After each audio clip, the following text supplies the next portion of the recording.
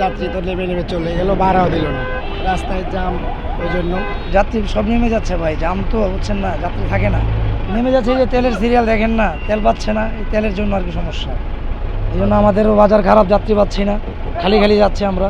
ভাই এত জ্যামের ভিতরে বাসে যাবো কিভাবে? আপনার বাসের জ্যাম, এই জ্যামের কারণে আমাকে হেঁটে যেতে হচ্ছে। সামনে গিয়ে আমি আবার চেরাগালির উদ্দেশ্যে আর কি রওনা হবো। আমার সাথে যে যাত্রীগুলো ছিল তারা মূল গন্তব্যের আগেই নেমে গেছে জ্যামের কারণে, তারা হেঁটেই রওনা দিছে আর কি। বাসে আসতেছিলাম, এখন প্রচুর জ্যামের জন্য নেমে হাঁটতেছি, কারণ আমার সময়ের দরকার, এখন সময় শেষ হয়ে যাচ্ছে।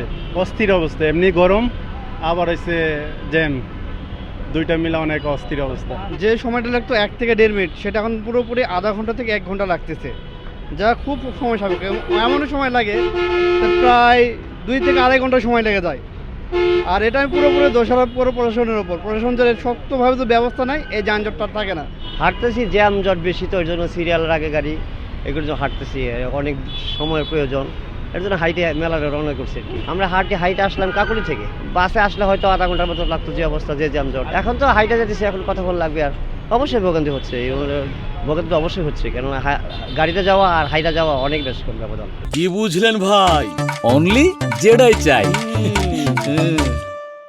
তেলের পাম্পের যানজট এগুলো আর মহাখালী গাড়ি উল্টা পাল্টা রাখার কারণে এই ভোগান্তি সৃষ্টি। আমাদের আইন শৃঙ্খলা ঠিকমতো যদি আমাদের পর্যবেক্ষণ না করে, তাহলে তো যানজট কমবে না। আমাদের আইন শৃঙ্খলা পর্যবেক্ষণ করলে যানজট কমে যাবে আমাদের। বনানী থেকে জ্যামের জন্য হাঁটতে হাঁটতে মহাখালী আমি যাবো কলেজ হাসপাতালে একটা রিপোর্ট আনতে, 2 মিনিট লাগবে। বনানী থেকে 2 মিনিটও লাগবে না বাসে আসলে, যদি জ্যাম না থাকতো।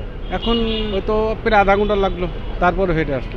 হেমাদপুর গণে গুলশান যেতে লাগছে 3 ঘন্টা, এখন যাওয়ার সময় কতক্ষণ টাইম লাগবে বলা যায় না। টিভি গেট থেকে উঠছি, এইখানে আইতে লাগছে 1 ঘন্টা। আর সামনে জাম হইলে শ্যামলি 10 মিনিট হেঁটে আসলে 10 মিনিট আসতে পারতাম, আর 1 ঘন্টা আসছি এখানে। আমি মূলত উঠছি আপনার বাড্ডা থেকে আর কি। হ্যাঁ, এবং বাড্ডা থেকে উঠছি 2:20, এখন বাজে 3:35।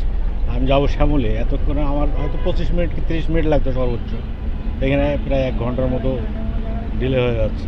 এই যে সময়ের অবস্থা, এগুলো সম্পূর্ণ ওই যে আপনার তেল পাম্পের যে সিরিয়ালগুলো, এটা মানে কোনো নিয়ন্ত্রণ নেই এখানে। কোনো যদি সুস্থভাবে কোনো ব্যবস্থাপনা থাকতো, তাহলে হয়তো বা ভালোভাবে আমরা চলাচল করতে পারতাম।